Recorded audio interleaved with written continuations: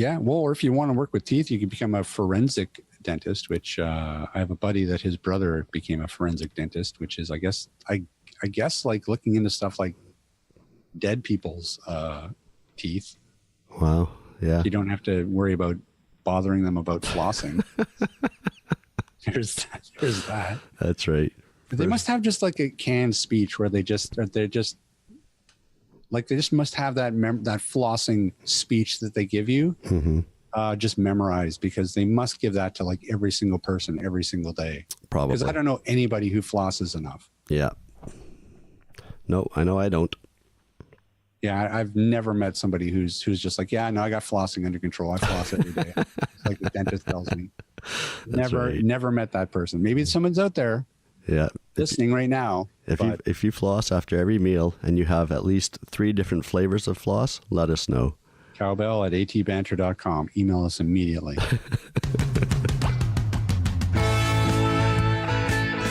This is the AT Banter Podcast, a balanced and entertaining look at assistive technology, accessibility, and its importance in people's lives. Join Rob Minot, Ryan Fleury, and Steve Barclay as they banter with people around the world about anything and everything regarding assistive technology and the disability community. Now, on with the show.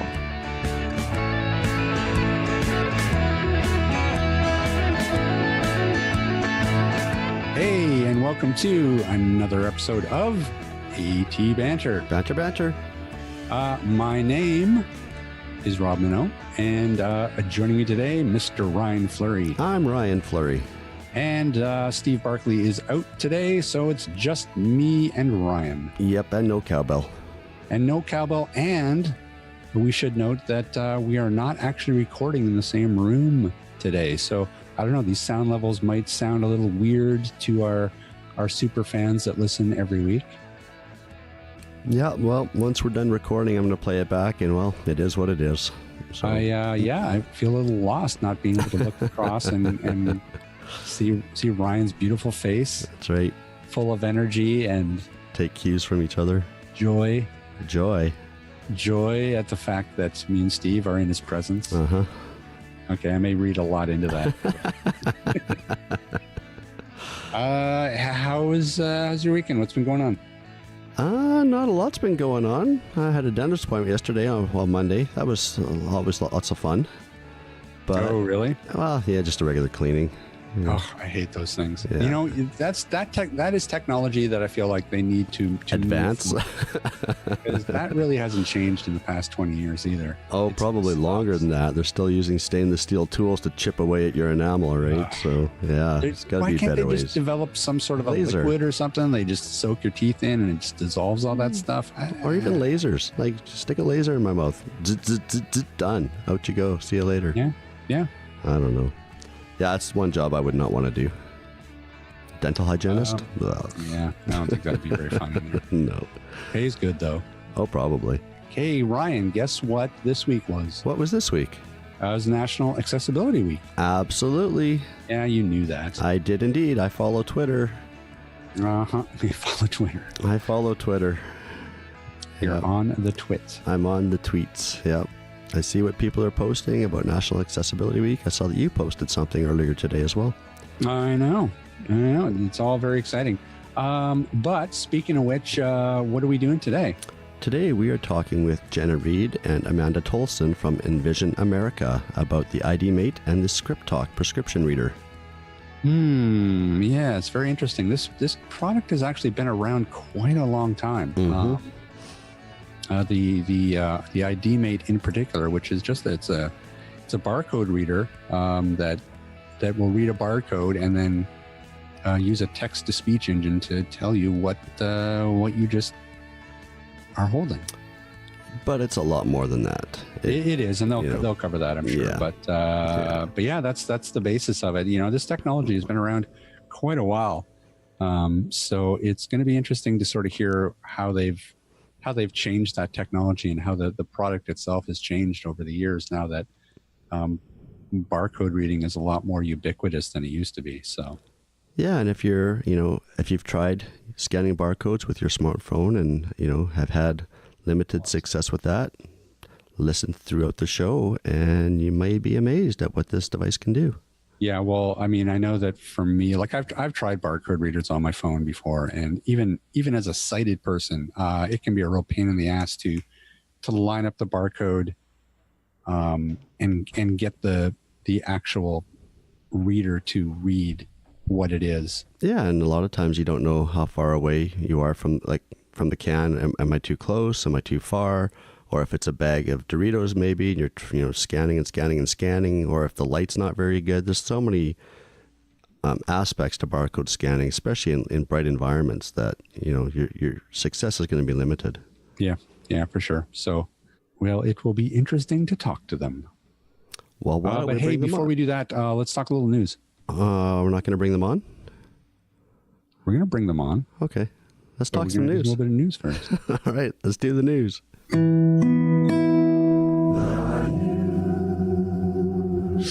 The big news, of course, is that the federal government has adopted all of the amendments that the Senate introduced to Bill C-81, which, of course, is the Accessible Canada Act, before it comes back to the House this week. And they are saying that this thing could be law as soon as next month. Earlier in the month, the Upper Chambers Committee on Social Affairs, Science and Technology, they amended the act to include some of the measures that a lot of the disability advocacy organizations around, like CNIB, like David Lepofsky, like the AODC or the AODA Alliance, all suggested. They took some of those and they amended the act. And the federal government, of course, announced that they were going to adopt all those particular amendments. Long story short, it's good news. It's improving the act. Bad news is that it's not doing everything that was suggested, but it's doing a few things. So let's why don't we step through a couple of the things that they are doing first, and then we can talk a little bit about what they've left out. So, of course, the big amendment that they've agreed on is the time frame. This was a big one. Yeah, it was. Previously they didn't really give themselves a goal or a deadline to when Canada was going to be a completely accessible country. So that has now changed. The new date, everybody, check this on your calendars, 2040. Is the end date for Canada to become completely accessible. So we got 20 years. 20 years. 21 years, actually. So there you go, Ryan. It's exciting. It is exciting to a certain extent, but keep reading. Okay. Another big one was American Sign Language, Quebec Sign Language, and Indigenous Sign Languages have all been recognized as the primary languages for communication used by deaf people.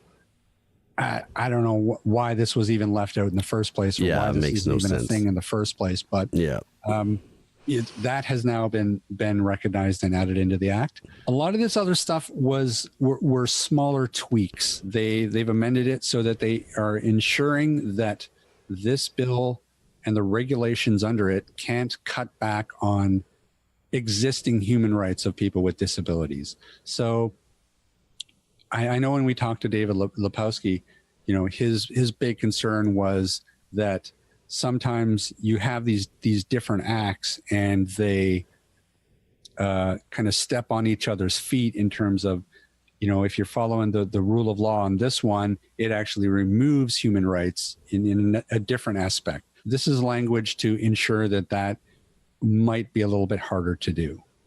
So it's making sure that these things don't conflict. Another one of the amendments specifically is for the Canadian Transportation Agency, the CTA, and it is making sure that they can't reduce existing human right protections for passengers with disability when the agency handles complaints about barriers. And this is going to be a work in progress. As we've stated, this is by no means a perfect act at this point in time.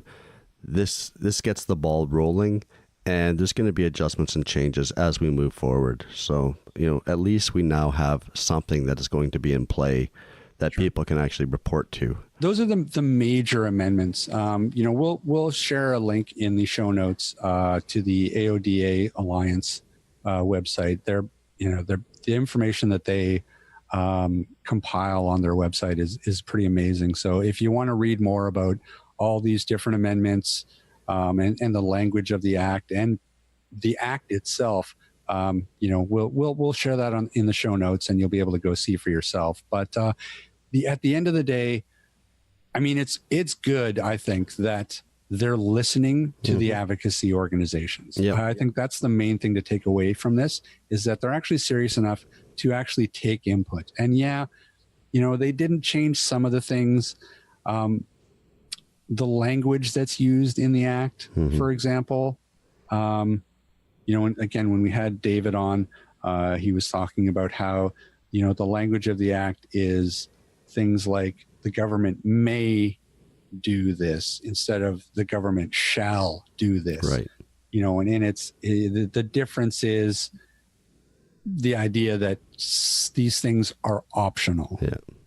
And that was a bit concerning because, his argument was, well, this particular government that's in power may be serious about accessibility, but what happens when the next government steps in? They might not be as serious about it. And if the language of that act is wishy-washy, there's going to be nothing to hold their feet to the fire for accessibility. So that's a little unfortunate. That would have been something that would have been nice to change. But, all we can do is continue to make noise and see if that can change.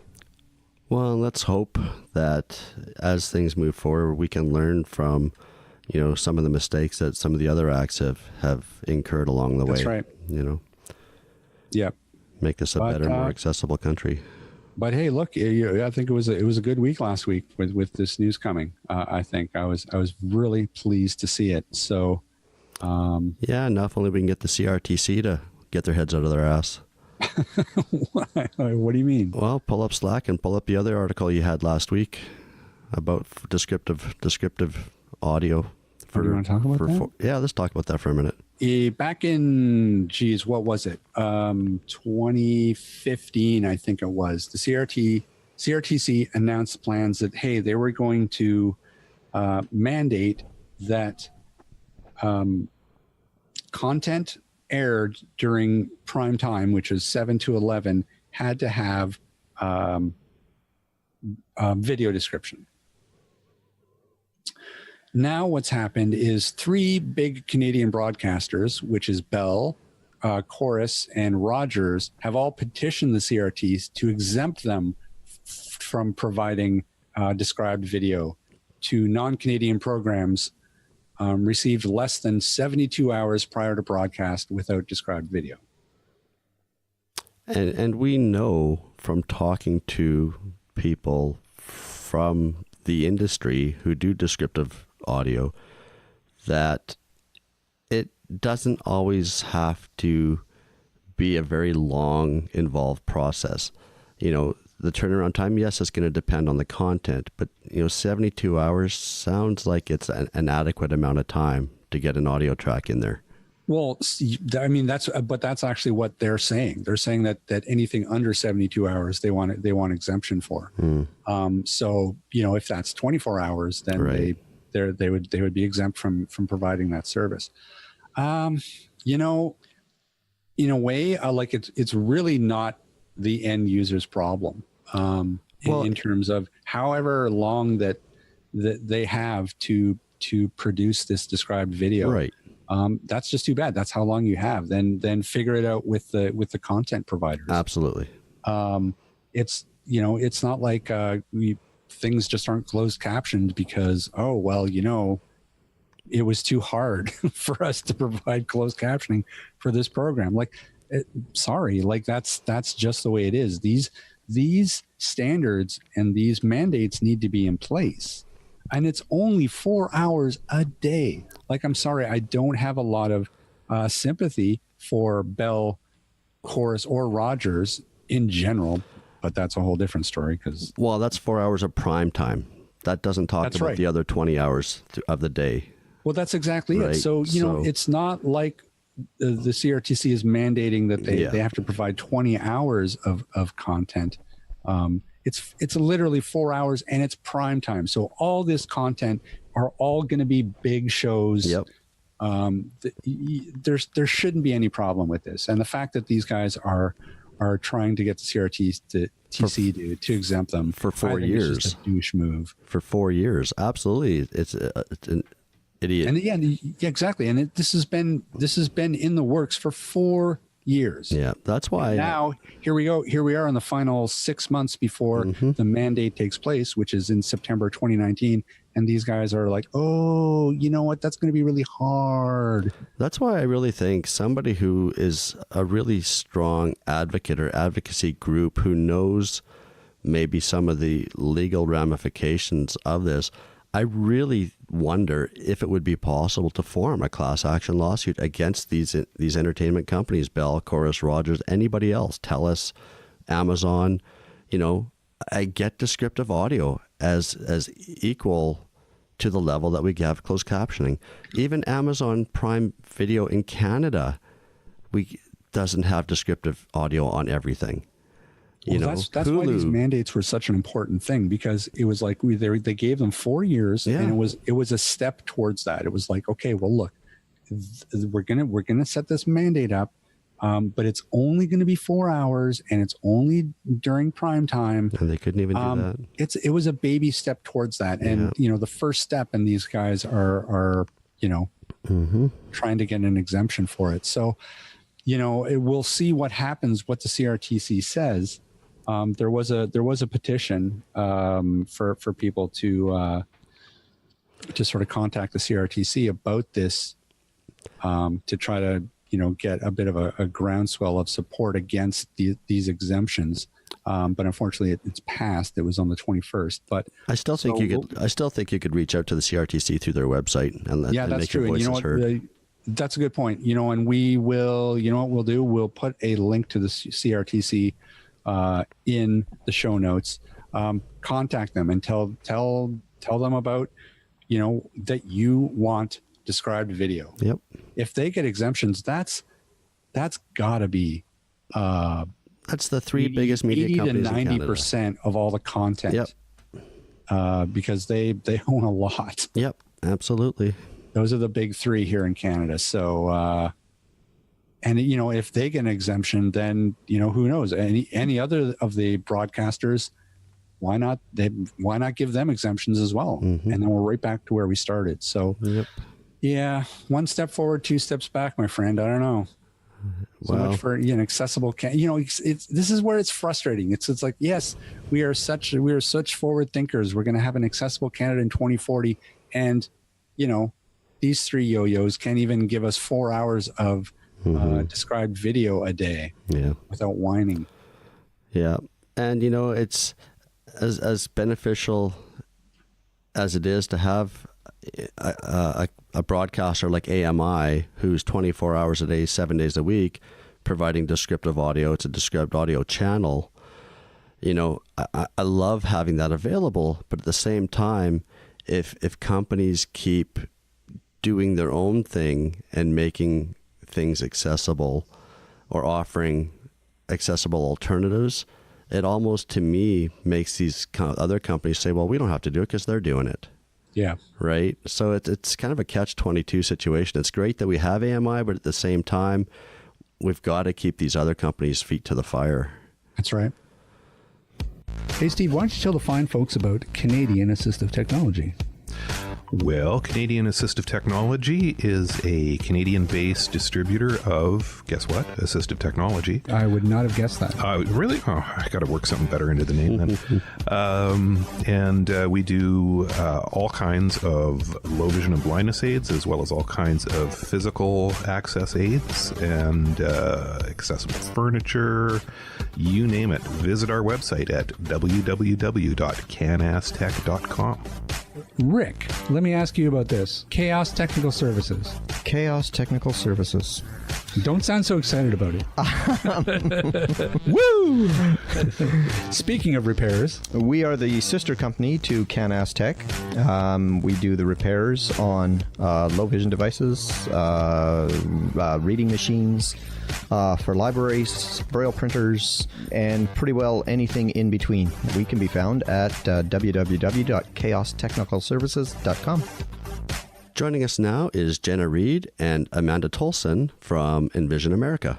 definitely want to thank you for taking some time out and joining us today. Why don't we start by giving us a little bit of a snapshot of the company itself? Okay, so I'm Amanda Tolson. I'm the Director of Sales here at Envision America.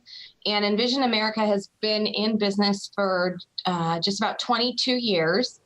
The company actually started because our founder and his son were trying to find a way to help out our founder's brothers. So they both had RP, and the one brother had learned Braille early on, but the other brother had not. And as a family, they used to play cards together a lot. So they started kind of figuring it out that the one brother that could read Braille when he was dealing the cards, they thought maybe he was cheating.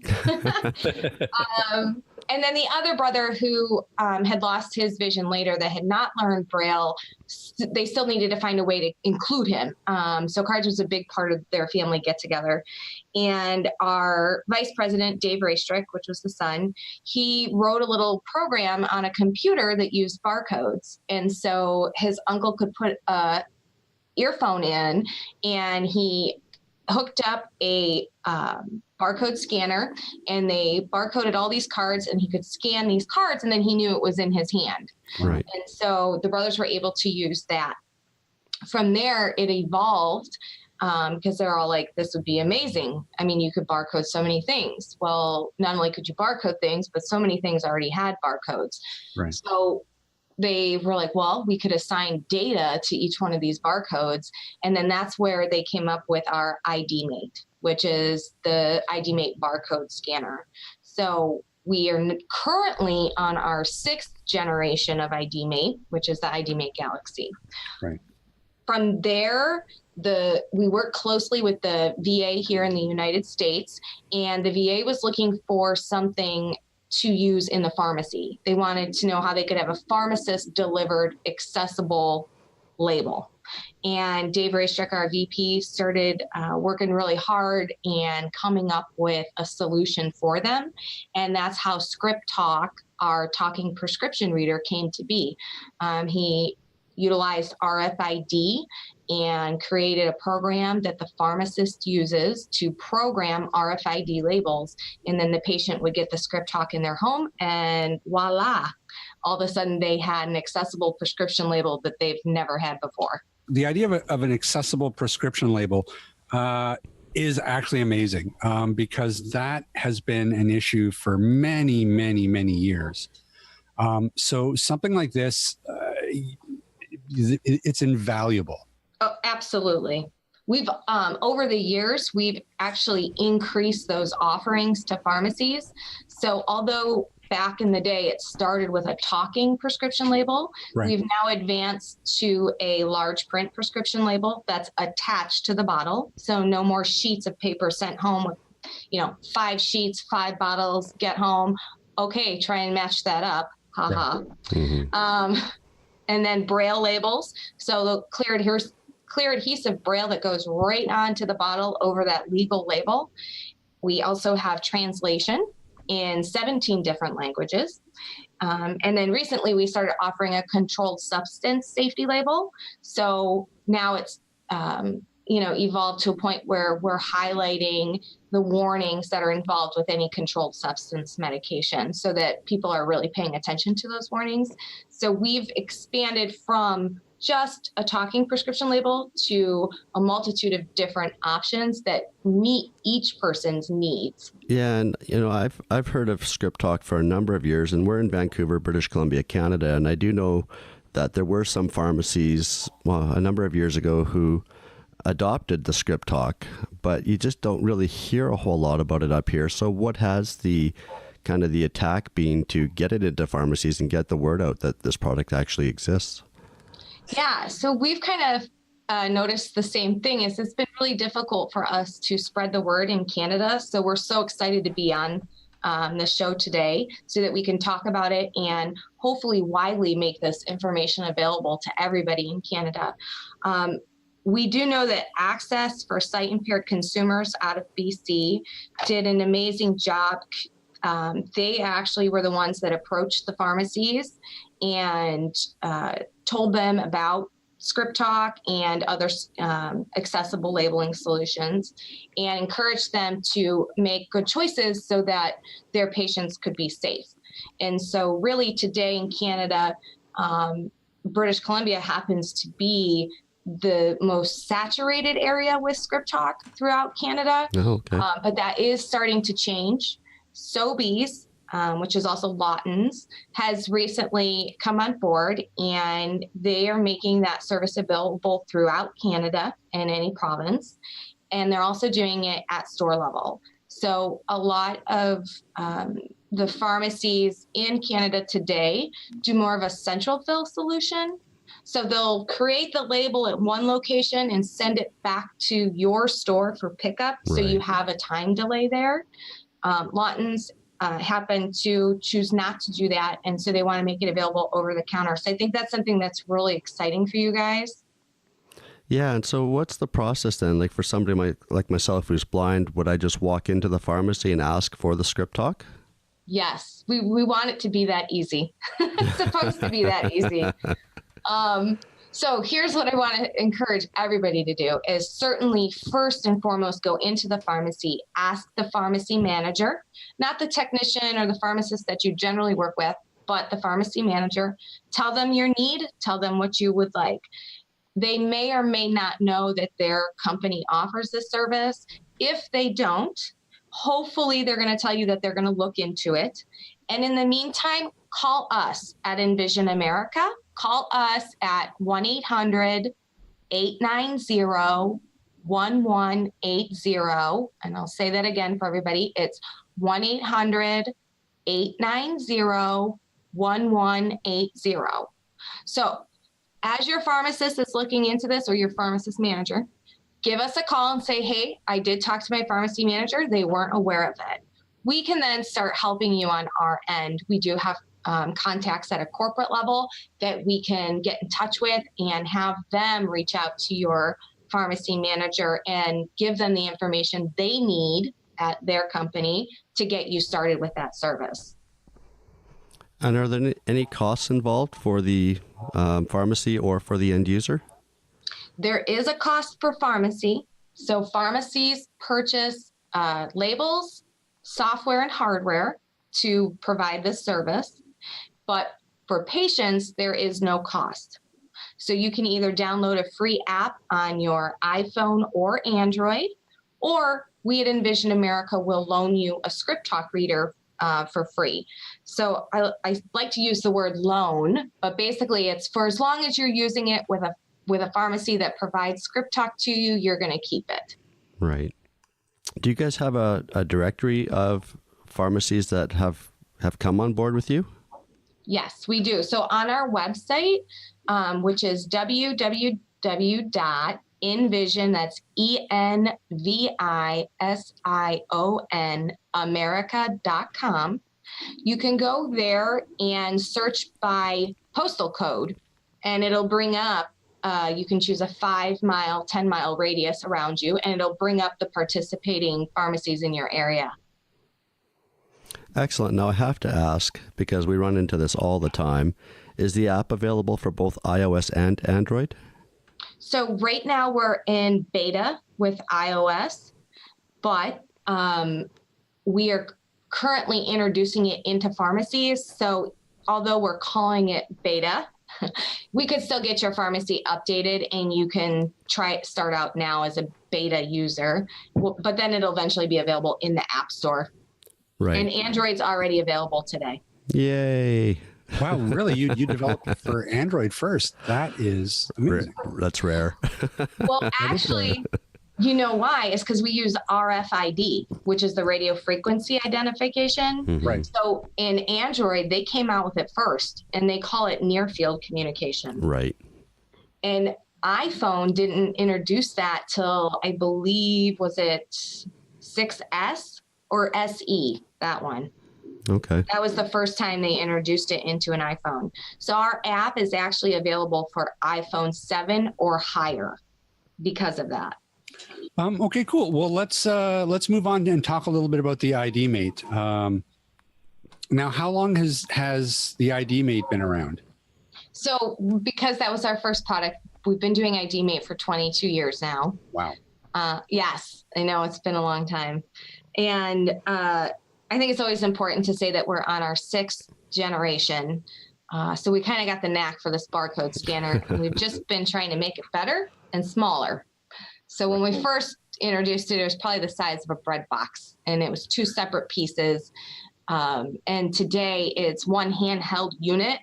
It kind of reminds me of the old cordless phones from like the 80s. Right. Remember the size of those? So it's a little smaller than those. And it's a wand style one. But it is the most aggressive scanner that we've ever introduced.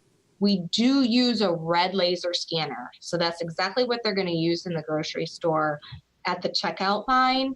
And the reason we do that is because you don't have to know where the barcode is. That scanner pattern is so large that it picks it up really quick. Oh, wow. So yeah, it doesn't take you to kind of have an idea where it is and then take a camera and aim a camera at a barcode and wait for it to focus and then finally hit it and get some information back. This really is quick. I mean, you are moving that ID Mate over that product really fast and it grabs it right away. So that's the benefit. I think also I always like to note that so many products nowadays are trying to do more than one thing, right? It's kind of like the Swiss Army knife of products. Everything's trying to do more than one thing. And we are not immune to that. When we came out with the Quest, which was our 5th generation, we did introduce a camera and we did introduce other features, and we relied on third parties to bring back information. And what we learned really quick was that when we didn't have control over the information or the products, it quickly could go bad. And then we weren't supplying the same quality product that we always have. And so when we came out with the ID Mate Galaxy, those bells and whistles were gone. What we did was we focused on what we were good at. We focused on making a barcode scanner. We focused on making a good one. So that's why the actual scanner in it is the most aggressive. We've really focused on the software in it. We've focused on the battery life with it. And so I can confidently say that I feel as though this is the best scanner that we've ever introduced.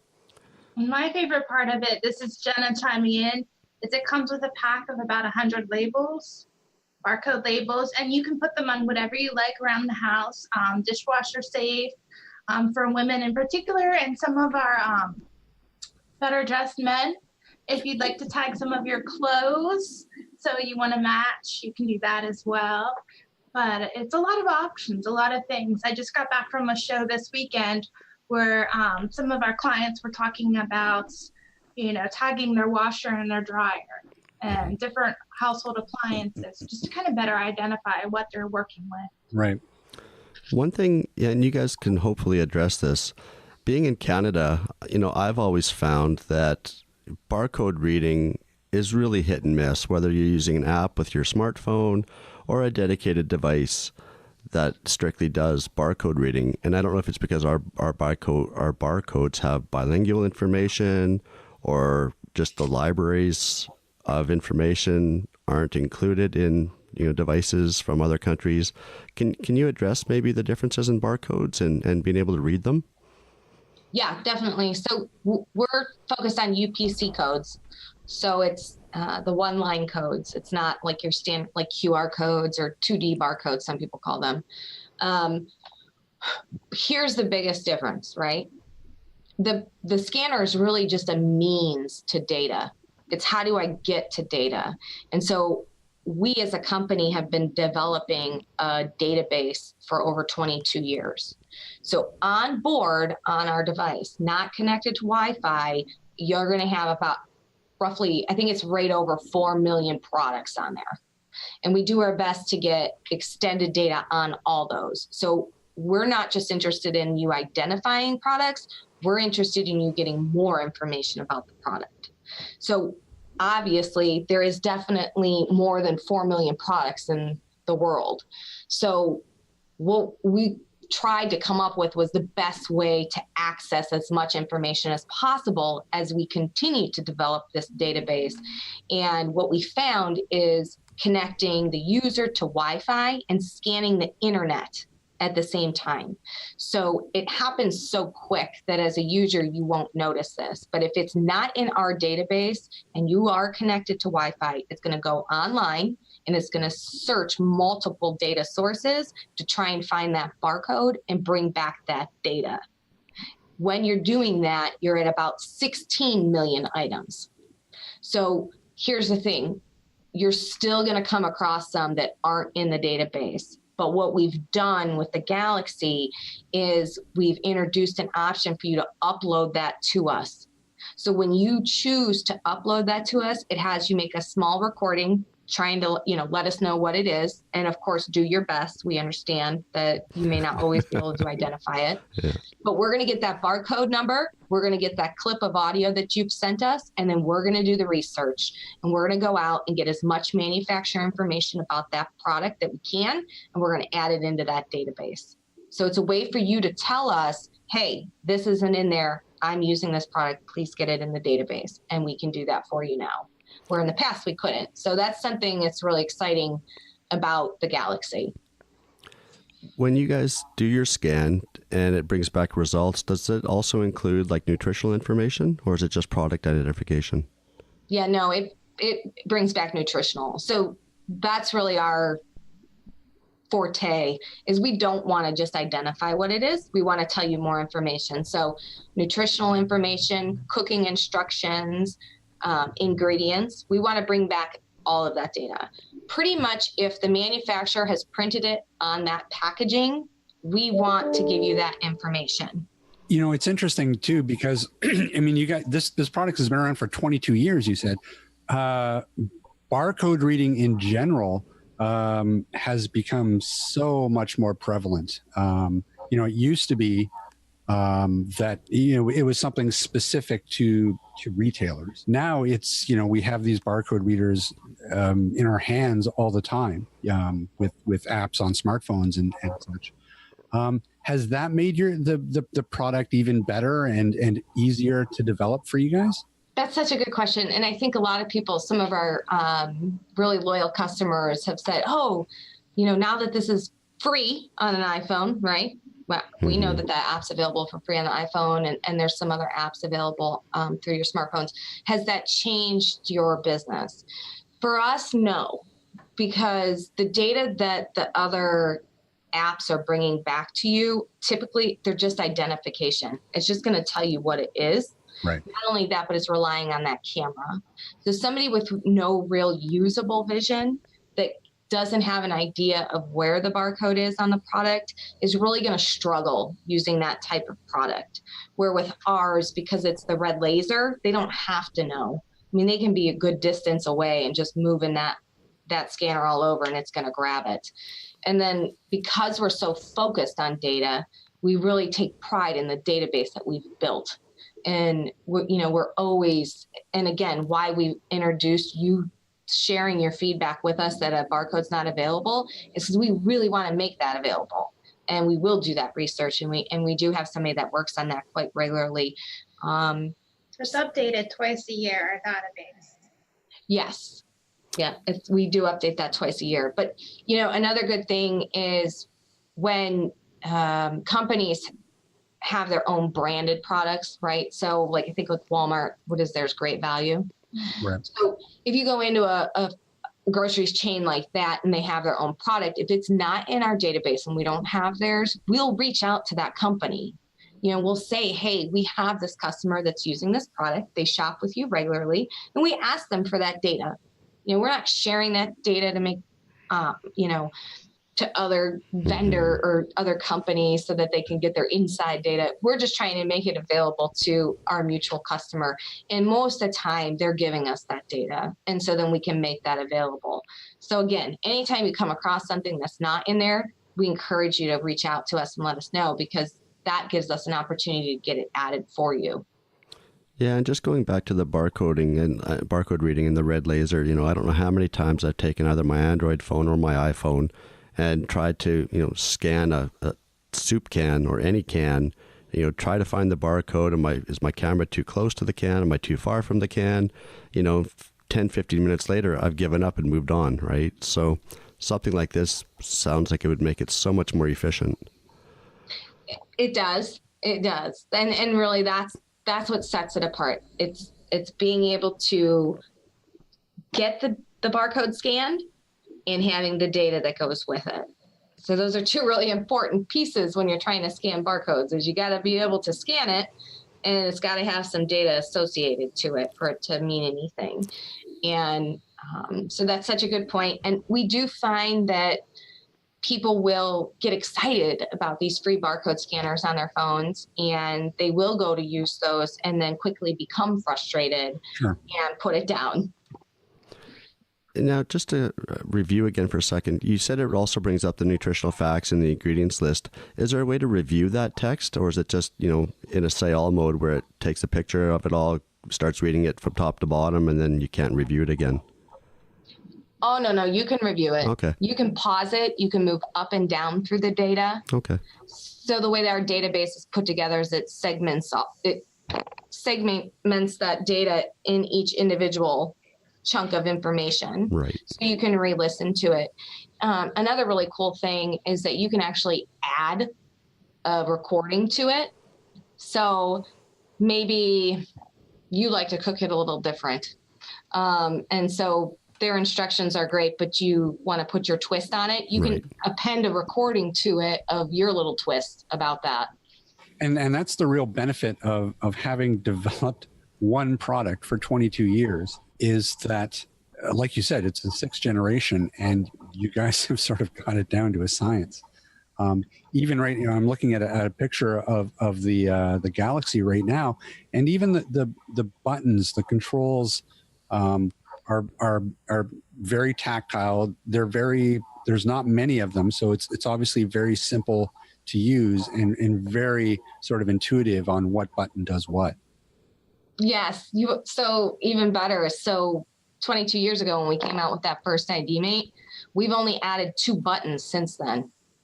So we wanted to make sure that individuals who owned earlier editions of the ID Mate did not have a huge learning curve moving up to the new one. And so it was very important to us to keep it as close as possible to the one prior, with those buttons and what they do and what they're for. And again, tactile is very important to us. We want them raised. Right. We want people to be able to find them. They're different shapes. I don't know if you can tell by the picture you're looking at, but they're different shapes. Yep. Yeah. So, and then there's an up and down arrow. Those arrows are called next and previous. That's what's going to move you up and down through that data you want to hear. So talk to us a little bit about barcode technology in general, and how, if has that really changed over the 22 years? And if it has, how are you guys able to sort of take advantage of that? Okay. So I'm going to try not to butcher this too bad. Okay. UPC codes are standardized and purchased by companies. So there's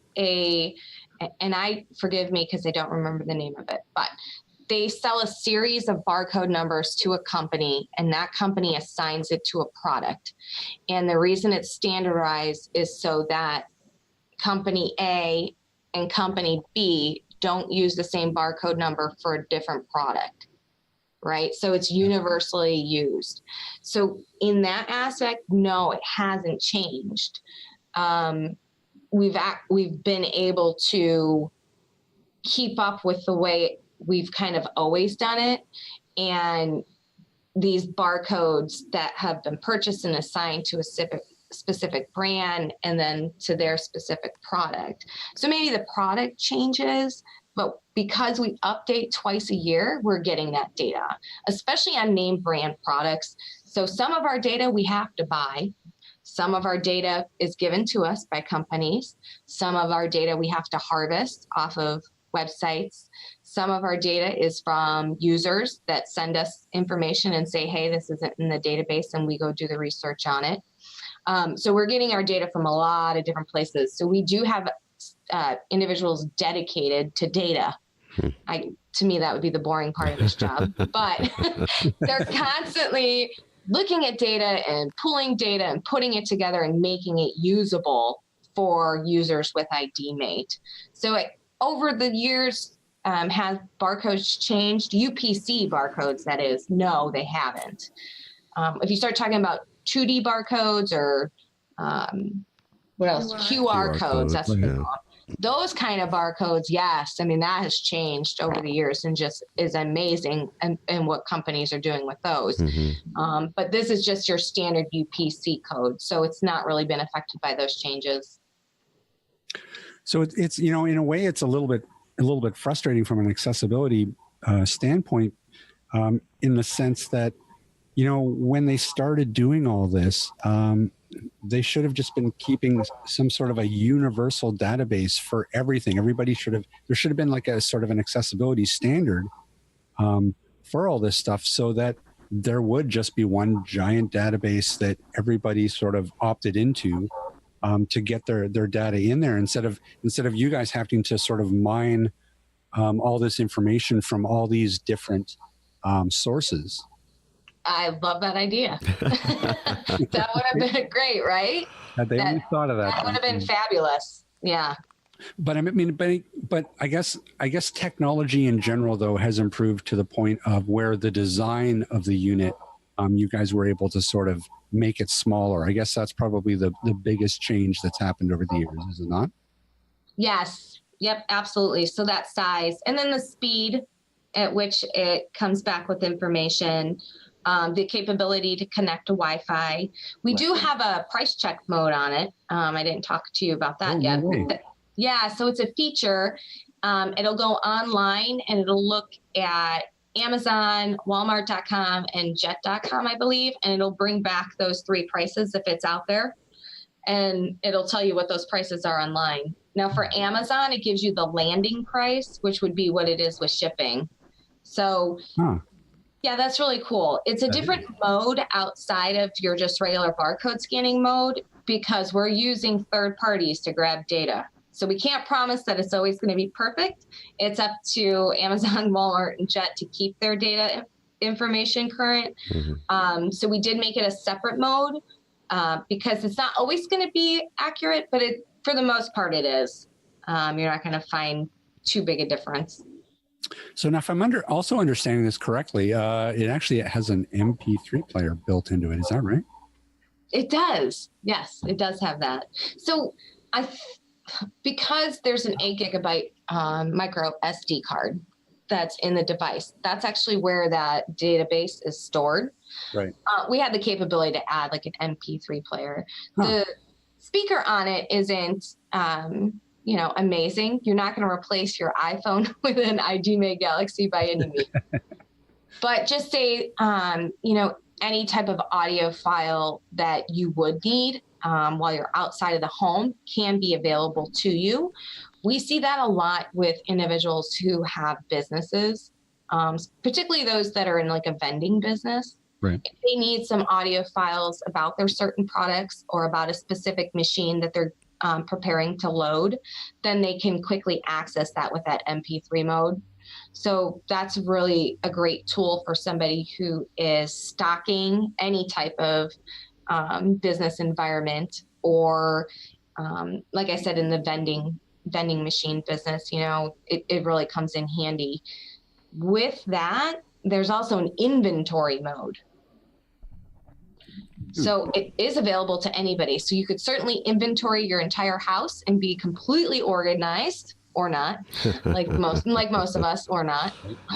Yep. Or if you're using it in an office or business environment and you need to keep inventory of products, you can do it with this. The file is easily exported and imported. So you actually don't have to go through and scan everything the first time around. You can import files onto it so you know the starting balance of your inventory. Right. And then you can update it as you're going through your day and then export at the end of the day. Now, what about the text-to-speech engine that it uses? I mean, I'm sure that probably has really improved over the years as well. Yeah, so it's nuance, I think. You're asking me all the hard questions. It should be nuance, I believe. And yes, the voice is much better. Mm-hmm. Back in the day, to me, it sounded very robotic. Right. Some of the old text-to-speech ones that we had. But yeah, this version's way better. The voice is much better. You can understand it more easily. It sounds more human than robotic. And what's the battery life on the unit? So continuous use, 8 hours straight. So it's a lithium ion. Yeah, I think that's what they are. So yeah, so they're rechargeable. And 8 hours continuous use. So that's like nonstop scanning. And even in a business environment, we don't see people doing that. Right. Is the battery, like, if the battery dies, does the unit have to go back to you guys to be replaced, or can it be user replaced? It does have to come back to us. Okay. So we would have to replace that battery. It's enclosed. Right. Okay. So it can't be replaced by a user. So next question is, when is the app coming to the smartphone? For ID Mate? Yeah. Okay. Believe me, everybody asks that question. It's going to be different, Ryan. I wasn't going to ask, but all right, go ahead. I know. No, it's okay, because I have a perfect answer for you. We tried it. Right? We get it. We know people want this on their phone. But we come back to the issue of using a camera, scan a barcode. So yes, we could make a database available, but we couldn't give you quality. Right. You'd still end up with the same frustration.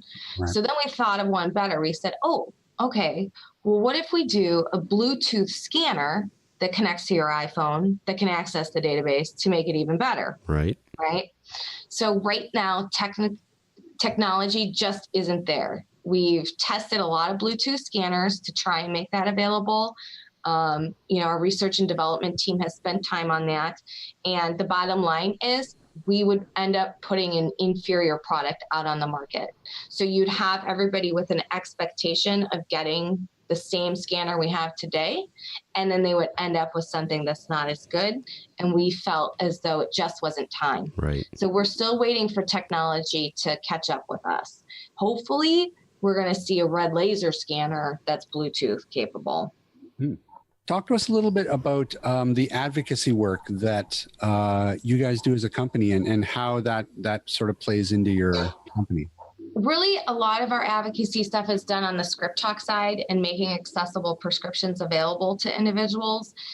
Because that's a free service that is available to the user, it's important to get that information out there.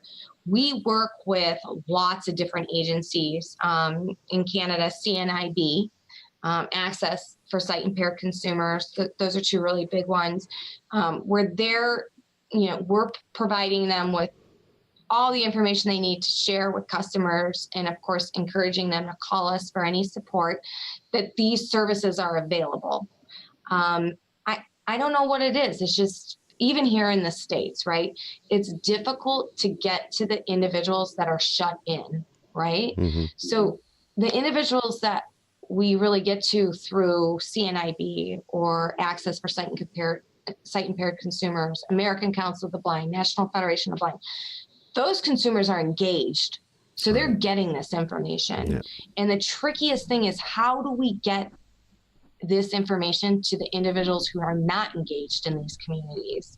And I think it's something that all organizations struggle with, including ours, and you guys probably find that you do too. It's, how do you touch base with somebody who's newly blind, that knows nothing about this? We've now started reaching out to different doctors' offices to try and get them to spread this information to any of their patients that are newly newly have lost their vision, or, with diagnoses that this is going to happen eventually, and preparing individuals for all this different technology and access. So those are a lot of things that, we do. We loan devices to agencies and advocates. We provide them with brochures, T-shirts, banners, whatever they need to help spread the word to individuals that these services are available to them at no cost. Right. It still largely boils down to word of mouth. So that's why at our level, we're very big advocates, and then a lot of grassroots advocacy is going on out there, which we're very appreciative of, because at the end of the day, we're offering, a valuable service, medication, dosage, doctor's office. I talked to a gentleman, and I love talking to our customers. One gentleman told me, and sadly, this was not that long ago, maybe several months ago, that he would put his pill bottles. He had one of those toolboxes out in his garage, and he would put his pill bottles in different drawers. Wow. And that's how he memorized and how he knew what pill to take when. Wow. He had to memorize it all. So, the people that are turned on to this product and this service are huge advocates, and they go out themselves and try to spread it in their communities. So it's just a matter of getting the right information in the right hands. Yeah, it's tough. Ryan and I both work for an assistive technology company in our day job. And that is one of the really big challenges is just getting people aware of what technology is out there is a challenge. Just, finding that there just isn't one good channel to sort of capture that will allow people to hear about all this technology that can make such a huge impact in their lives if they just knew about it. Yeah, I think all agencies struggle with that same fact. It's how do we successfully engage with the population of individuals who have newly become blind and that are not already a part of the world of assistive technology and getting that information out there. Whoever comes up with it, though, is the big winner chicken dinner. Well, we'll have to start working on that. We largely do leverage social media. We find a lot of our clients are Twitter is a big one. Facebook is a big one. So we've been growing our presence across those channels as well. So you can look us up under Envision America, Scriptability, ID Mate Scanner, and then on Twitter we're under Envision America. So we like to reach out to a lot of people that way too. And it's not just product information. A lot of it is just sharing news stories that affect our community. Yeah. I think really, again, the most important thing here is that we get the information out to the Canadian population that these services are available to them, especially because a lot of them are newer and it's now becoming more widely available throughout Canada. And that's huge for the Canadian residents and what's coming available to them. Well, excellent. Well, that's a great segue. Then you give all the plugs one more time before we let you go, and so that our three listeners can do what they can. No, I'm just kidding. We have 5. I'll add 6. Okay, so you can always contact Envision America at 1-800-890-1180, and I'll say that again. It's 1-800-890-1180. And don't be afraid to call us. We have an amazing customer service team that are ready to help you and answer any questions that you have and to educate you about what services are available in your area, what pharmacies you can get those from, and we can even help get your pharmacy going with Script Talk. Excellent. Well, listen, guys, thanks so much for phoning in and talking to us. It's so valuable to have these prescription labels that people aren't throwing them in drawers to try to remember which one is which. I've had somebody lick their pills to try and taste them. Well, that's one of the things with the blind and partially sighted community is that everybody's got their own way of labeling things, right? So I'm sure you've heard the whole gamut of stories And something like this really allows us to live our lives more independently and safely. So Thank you, guys. great. Thank All right, you. thanks, guys. You guys take care. Thanks, you too. All right. Bye-bye. Bye.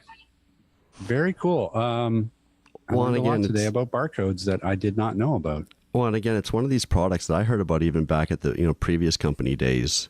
And, in Vancouver, I know that there's some pharmacies that, got on board with it, but it's such a perfect product for our population of seniors or people that are becoming, at that stage in life where they need a little bit more help and need some more independence. And a product like this would give them that. Well, the big thing about this is that you don't have to fumble around for the barcode. Mm-hmm.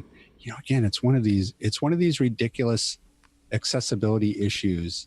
If you think about it, if you think about barcodes, they've been in existence forever, and there should be just a universal standard for using that. We could have been using these for accessibility for years and years. But the trouble is there is no standard. Every different manufacturer does it a little differently, so there's no universal database. But not only that, if you think about even if they made those barcode labels raised or something on the actual label, or there was some sort of tactile aspect to it, there wouldn't be this confusion about where it is and how to take a picture of it for somebody who's visually impaired. So it's low cost solutions, but unfortunately, unless everybody does it, it really doesn't do you much good. Yeah. And, again, going back to, the barcode reading, having a product like this, if it's that accurate and that quick, you're going to know that you've opened a can of tomato soup and not a can of dog food, right? So, oh yeah. And then the nice thing about this is that, again, you don't have to worry about getting that perfectly barcode right in front of the camera and getting a clear picture of it. Yeah. In order for it to work like you would a free app on a smartphone. So this thing, I guess you just blast it and and same with the script talk, being able to, take your pills independently and safely, and, because there's some that say, don't take with alcohol, don't mix with caffeine, may cause drowsiness, all the side effects that you hear about nowadays. That cannot be listed, right? So yeah, that's the real big component of this, is that's something that should have been just around years ago, because the technology is all there. Technology is all in place for it, but it's just, getting everybody on board. This is a service that every single pharmacy should be offering. Every single one. Let alone at least the big ones. Well, and even all the advocacy groups like the NFBs, the AFBs, the CNIBs, CCBs, they should all be promoting it on their websites. This is something people need to know about and be educated about. There's no reason. And ask for it, because at the end of the day, that's what companies stand up and take notice. If they have a lot of people asking for this service, they're going to look into it. So, encourage everybody to give Envision a call, or to ask for Script Talk at one of their local pharmacies, and let's get this moving. Woo! Wow, man, look at us. All this advocacy is making me hungry. We're not done. I know. Hey, Ryan. Rob. Where can people find us? They can find us online at atbanter.com. They can also drop us a line at cowbell at atbanter.com. Yeah, I guess you're not anywhere close to that. No, I'm in your seat today, so I'd have to cross the room. This is a screwy recording session. All right. Then they can also find us on Twitter and Facebook and Instagram. Are you doing anything with Instagram still? Yes, I am. Excellent. Sir. Glad to hear it. Doing plenty. Awesome. Jenny is a star on Instagram. You heard Grumpy Cat passed away, eh? Yeah, I did. That was a bummer. Mm-hmm. First Oscar the blind cat, and now Grumpy Cat. They did get another blind cat. Yeah, I think Klaus. No. Klaus was the Oh, right, that was Oscar's replacement. No. That was replacement, Oscar's but buddy. Right? Yeah. No, I think they have a new cat called. I think his name is Milo. Oh, okay. If I'm not mistaken, I could be mistaken about that. But so they did find another blind cat. So nice. I guess that's going to about do it for this week. Thanks everybody for listening in, and we will see everybody next week.